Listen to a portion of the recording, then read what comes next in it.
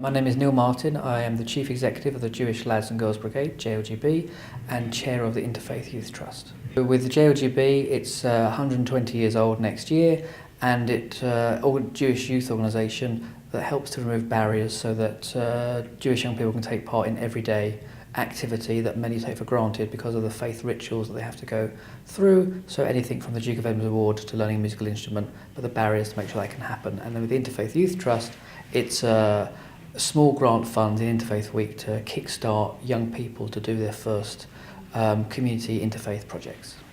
I think it's really important that young people, especially those that have a faith, not only are aware of their own faith, practice, ritual, culture, etc., but have an understanding of others as well, the similarities, the differences, etc.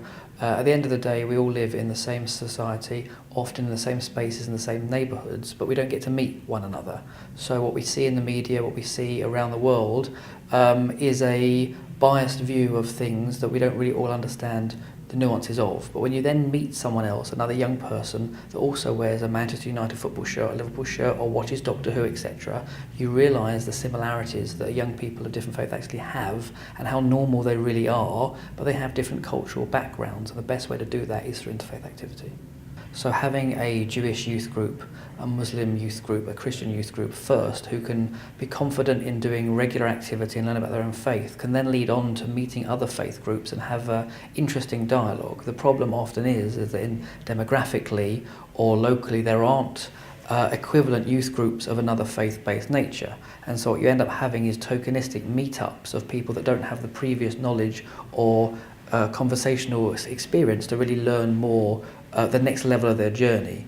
There are obviously other young people as well that come from no faith background as well, and they have to take their first steps into understanding other people. So everybody starts from a different starting point, and I don't think enough is done to help them take those first steps before you can get to the land of interfaith, as it were. A lot comes before that. I think it's taken for granted that we'll just bring everyone together for half a day and it'll be fine. But there's work before that and there's work post that, and I think that's where the missing gaps, to me, certainly are.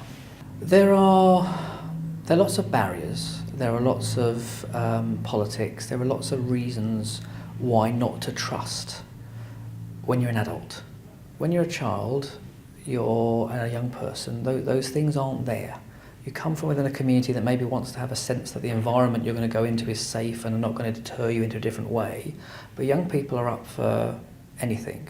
So if we create the right space for them, I think they can show how far interfaith can go, far further than any other age demographic. I think people can feel in isolation with some of these things. Interfaith is quite quirky to some.